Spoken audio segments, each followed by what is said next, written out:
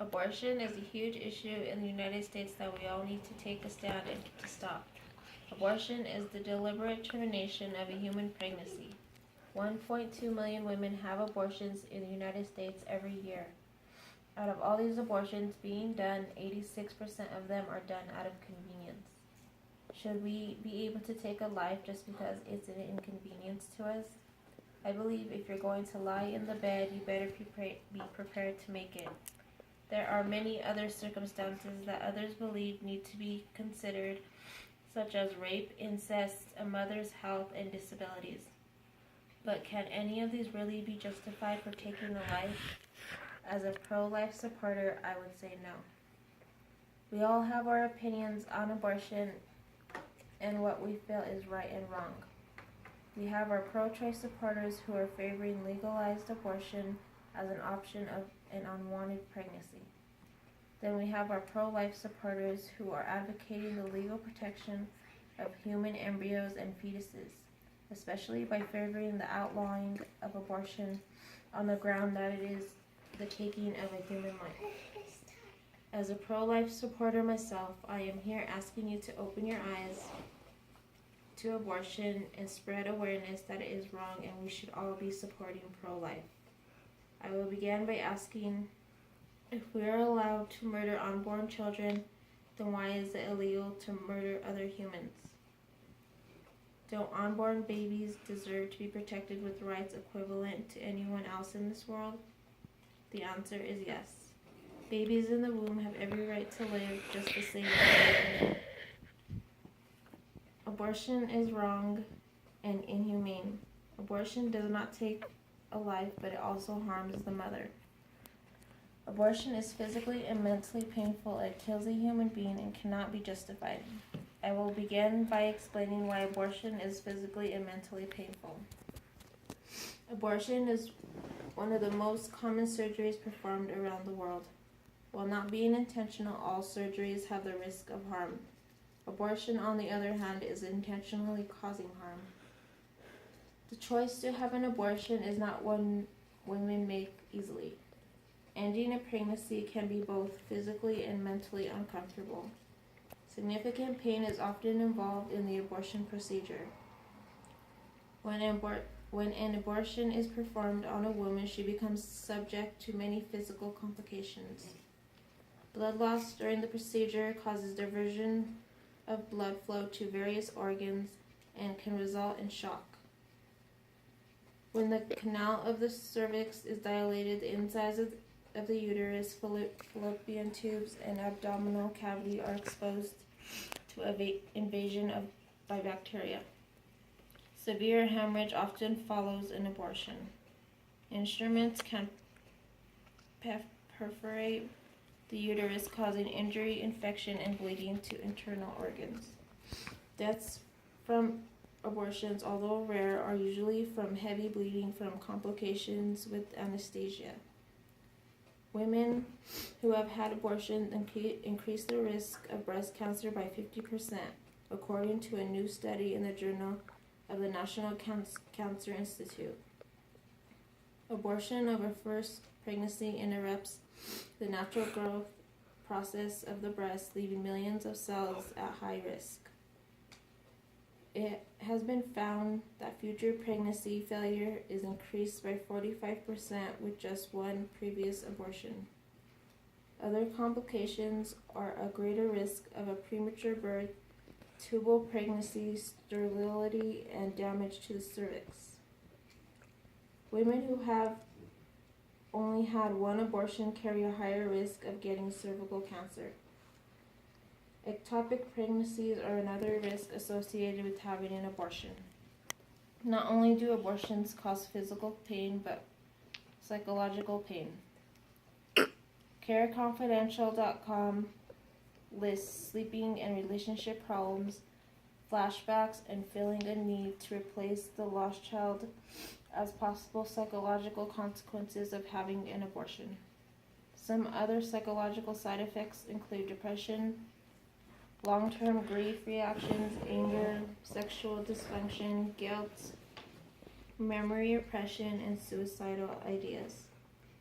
In a new study by abortion researcher David Reardon, who operates the Alia Institute for Social Sciences Research in Springfield, Illinois, it was found that 28% of women who had abortions later attempted suicide, and over half of these women did so more than once. Drug and alcohol abuse increased 4 times among women who had compared to those who carried to term. 98% of women regretted having an abortion. 72% of women said their abortion did not improve their lives.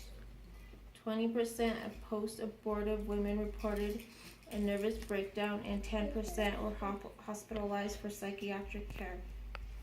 Of the 260 women surveyed, over 60% said their abortion made their life worse.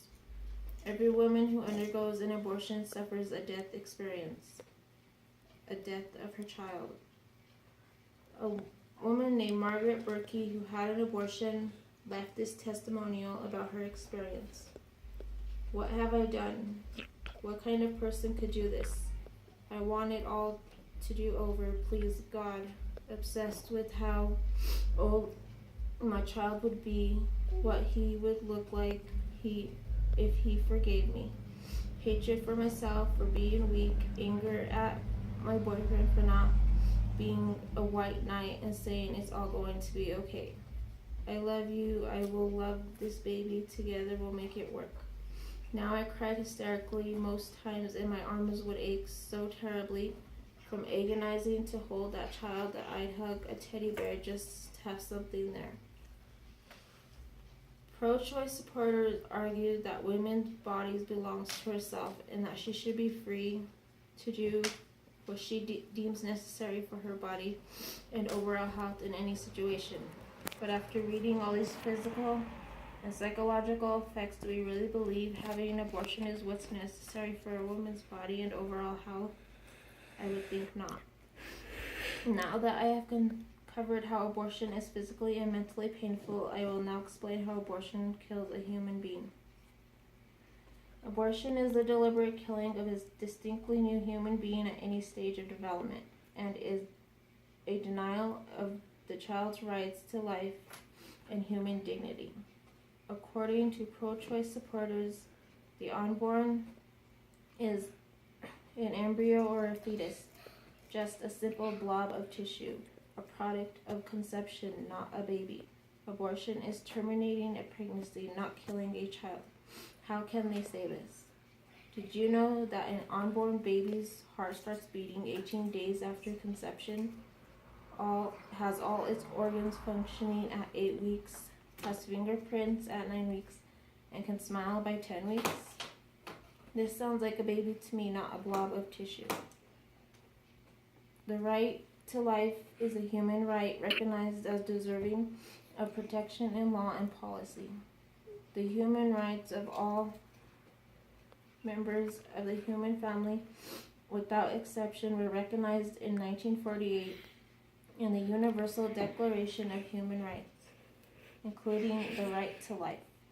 The preamble states, whereas recognition of the inherent dignity and of the equal and inalienable rights of all members of the human family is the foundation of freedom, justice, and peace in the world.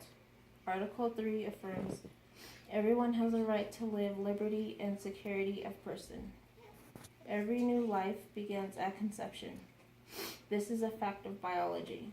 No matter what the circumstances of conception, no matter how far along in the pregnancy, abortion always ends the life of an individual human being. Every honest abortion advocate concedes this simple fact. Pro-choice abortion is the belief that women have the right to choose to abort a baby from their body. They believe because it's their body, it's their choice. The pro-choice view is that the baby does not have human rights within the mother's womb. When a woman has an abortion, it's not just a surgical procedure on her own body, it's also a violation of another's body, the unborn human being, and is indeed killing them. The unborn are human beings. Yes, they live inside the mother's body, but they are not part of the mother's body. No matter how you spin it, women do not have 4 arms or 4 legs when they're pregnant. Those extra appendages belong to a tiny human being living inside them. At no point in pregnancy is the developing embryo or fetus simply a part of the mother's body. Every abortion kills an innocent human being. One alarming fact is that an unborn baby at 8 weeks of development can feel the pain of an abortion. Maureen Kondiak, PhD, an associate professor of neurology and anatomy, states that the neural circulatory responsible for the most primitive response to pain, the spinal reflex, is in place by 8 weeks of development. This is the earliest point at which the fetus experiences pain at any capacity. Let that sink in. Murder is the unlawful, premeditated killing of one human being by another. Abortion is the deliberate termination of a human pregnancy. Abortion is murder. Now that I have explained why abortion kills a human being, I will now explain why abortion cannot be justified. Many think abortion can be justified in certain circumstances, such as the health of the mother, rape and incest, and a handicapped fetus. We should never abandon our principles in our response to these difficult, heart-wrenching scenarios. These exceptions can and should be answered without shame or hesitation from the unshakable foundation of these 2 indisputable premises. 1, human life begins at fertilization, and 2, it's always wrong to intentionally kill an innocent human being. If I held an infant in my arms and informed a crowd of pro-choice leaders that the child was conceived through rape, was handicapped, and the mother was extremely depressed that this child was still living, do you think any of them would propose that the infant should be killed? This proves that the circumstances surrounding conception are irrelevant, whether you think life doesn't begin until you were born or if you believe life begins at conception. Every life matters. It's always wrong, without exception, to fatally discriminate against human lives on the basis of their age, place of residence, stage of development, health status, or circumstances of conception. It is always wrong to kill one innocent human being to alleviate the suffering of another human being. Less than 1% of all abortions are performed to save the life of a mother. This is an extremely rare case when abortion is required to save the mother's life. Of course, when 2 lives are threatened and only one can be saved, doctors must always save that life. However, abortion for the mother's life and abortion for the mother's health are usually not the same issue. The mother's life and the mother's health are usually 2 distinct considerations. A woman with toxemia will have adverse health reactions and considerable inconvenience, including probably needing to lie down for much of her pregnancy. This is a difficulty, but not normally a threat to her life. Hence, an abortion